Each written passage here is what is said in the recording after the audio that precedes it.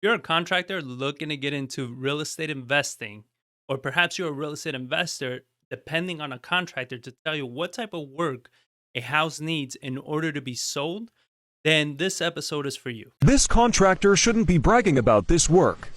Take a hammer to it. Three screws! There's a big misconception out there that a contractor should know what kind of work a house needs in order to be sold for the highest and best price. This is not true. This is a very big myth out there in the space, and that's why investors get into big trouble and then they're surprised when the project is finished and it doesn't sell. Or maybe they're not even finished and they're severely over budget. This is all because you didn't do the preliminary research and the stuff that you needed to do beforehand in order to determine what work actually needed to be done. And as a contractor, this is a problem so many of you have. Not know what type of work the house actually needs. So in this episode, I'm actually going to break down what you need to be looking at in order to get into a rehab and make sure that you're doing the right job. So with that being said, let's get into the show.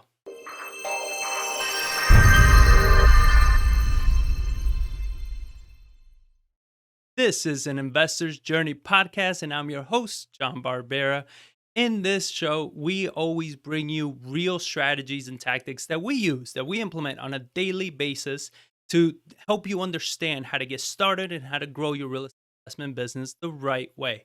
There's no fluff, there's no fancy cars. This is just real tactics and real strategies. So if you're new to this channel, please consider subscribing so you don't miss any of the future episodes. If you haven't seen it already, this is actually going to be a continuation to a whole series that I've done on how to flip houses.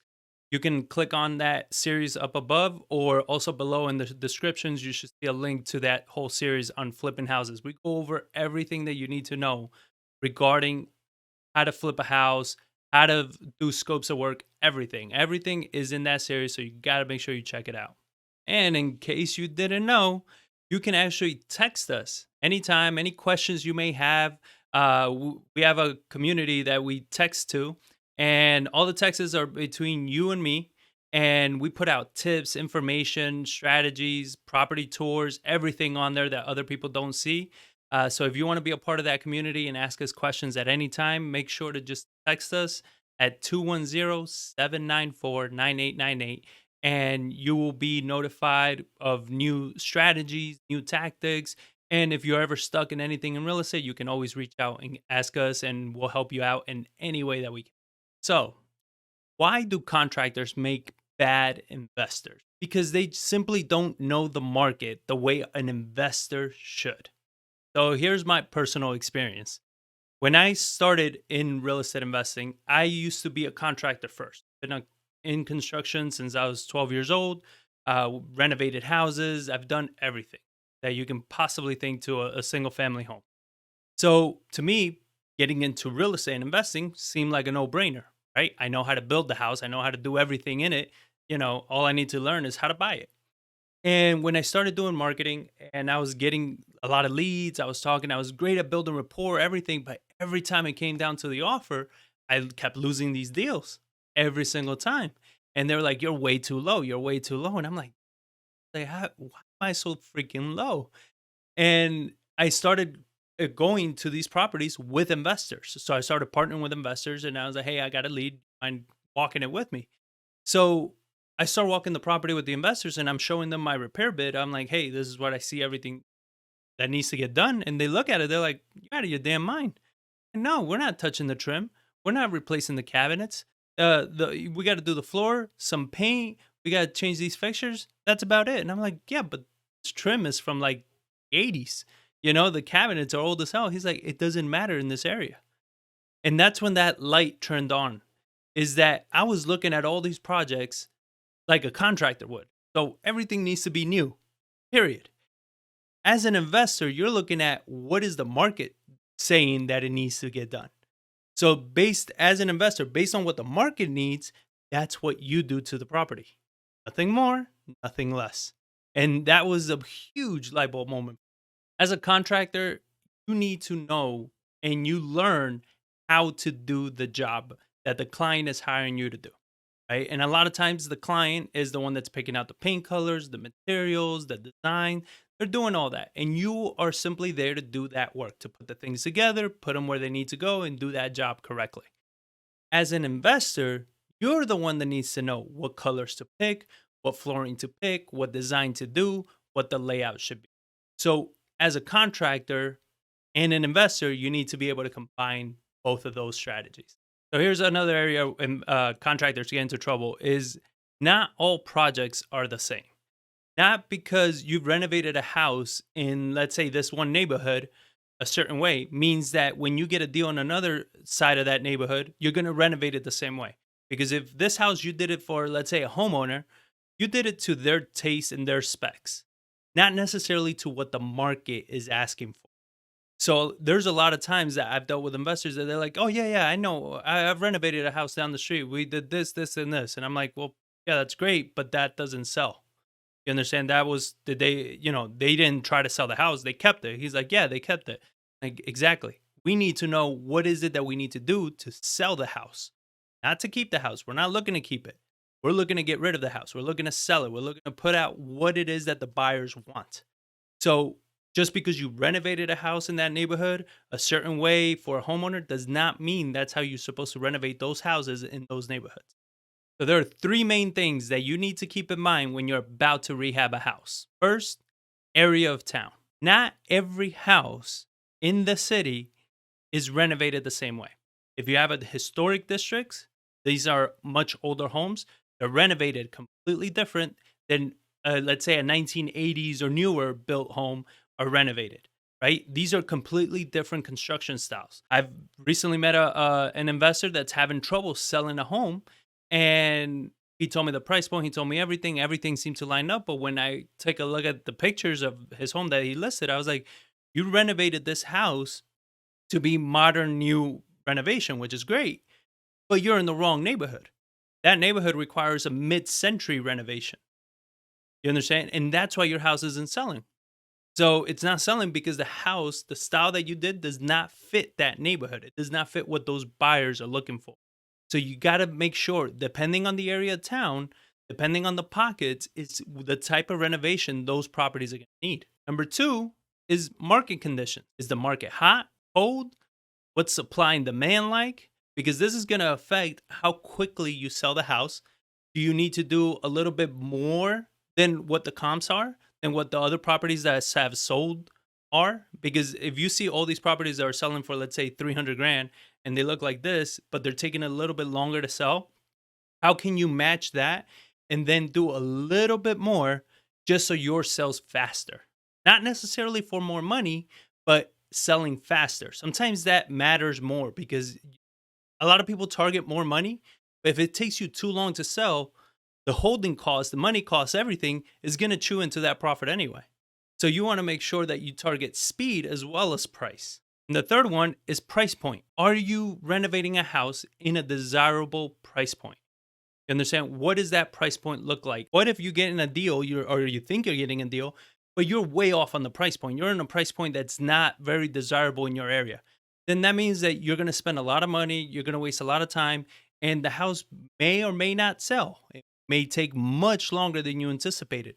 You want to make sure you're within that desirable price point. And we talked about this plenty of times, that you want to make sure what are the hottest zip codes, what are the hottest price points, and you combine both to find your target neighborhoods, to find your target areas of where you want to be rehabbing, where you want to be flipping. This is going to minimize your time and your risk because now you're putting out a product that is at a desirable price point, it's in a desirable area, and it has the right features. So your chances of selling go up exponentially. I mean, with us, every property that we put on the market, we are essentially under contract within a week tops. You understand? Because we are putting out exactly what that market wants at the price the market wants in the condition the market. So if you're a contractor and you're saying, all right, area, town, market condition, price point, how do I figure all this crap out? That's what you need to do to run comps. When you run comps, comparables, this means that you are looking at the area. You're usually you need MLS access, so you need access to a real estate agent, or you need to be a real estate agent. But when you run comparables, you're looking in those areas to see what are the, is this area a hot area? Are the houses selling quickly? What are the conditions of these homes? What are they, what kind of features do they have? And we did a whole series on how to run comps. You can check that out up here or in the description below. And exactly how we analyze, how we run the comps, how we compare houses to houses, kind of finish outs, what kind of material you need to do, how far do you need to take it, all of that. We could go over all of those things. But that's exactly how you figure this out. You need to be able to run comps. And that's something that contractors usually do not do, right? They rely on their experience as a contractor. But like I said at the beginning, your experience as a contractor is not the same as your experience as an investor. So, as an investor, you need market data. Now, this next part is for both contractors and investors. So, listen up. This is how investors get into trouble because they're depending on their contractor. If you're an investor and you're depending on your contractor to tell you what job needs to be done, what the scope of work needs to be for this project, you are relying that that contractor knows how to do the market analysis, knows how to pull comps, and knows how to understand what needs to be done in that market. And if you're a contractor and an investor is asking you to do this, then in order for you to do a good job as a contractor, you need to be able to pull the data I just told you. You need to be able to pull the comps, pull the data and say, hey, look, I can definitely flip this house for you. I can rehab it, everything. And based on what I saw the other houses are selling for, houses that have been renovated, we need to do this kind of finish out, this kind of stuff, this updates. We can leave this, we can change that. You make yourself a much more powerful contractor if you understand this. Because now, when people, and this is something that's so common, everybody's looking for an investor friendly contractor. You can actually become a truly investor friendly contractor. Because when an investor calls you and says, hey, I have a project, or I have a deal that I need you to tell me, how much is it going to cost? You're going to be able to go online, check out what the houses in that area have sold for, the houses that have been renovated, get those houses, you check out what the comparables look like. And then when you go to this house, you're going to be able to say, okay, we need to do this, we do this, that we don't need to touch, this we don't need to do. You're going to be able to give them a really good bid that's going to make sure that the investor makes money. Because if the investor makes money, guess what? They're going to keep calling you and you're going to become very, very desirable in the market. So, as an investor, you, the investor, need to know what that job is. You can't depend on the contractor to tell you what the job is. You can depend on the contractor to tell you how to do the job, right? If you're telling them, I need new cabinets, you can depend on the contractor to know how to do cabinets, how to install them and everything, right? But you cannot expect them to understand that, this house does need new cabinets, or maybe they need them to be refurbished. And that's it. They don't need to be brand new, right? That's something that you as an investor need to know. So this is where the investors get into trouble, where the contractors get into trouble. If both of you understand this, now the investor is a lot more savvy, more knowledgeable. You get better deals. The contractor, you become a much more desirable contractor, and you don't go over budget. You're not doing projects that don't sell. It's really good for your name and your reputation. And if you want more information on how to put together a scope of work, check out this video up here in the descriptions below. I go into a lot of detail on how we structure our scope of work and everything. This is important because when you put a detailed scope of work, this is what you use to communicate with your contractor or your subs. You're using this scope of work, this very detailed scope of work, to get bids, to get estimates, to get everything. You're using this to drive the project, manage the project, everything based on the scopes of work.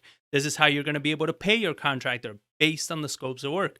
So make sure you check out that video. It's going to be, extremely valuable to both contractors and investors, so you understand what the project entails. So I hope this is something that you find valuable and it helps you. If you like what you're hearing, hit that thumbs up button and make sure you're subscribed.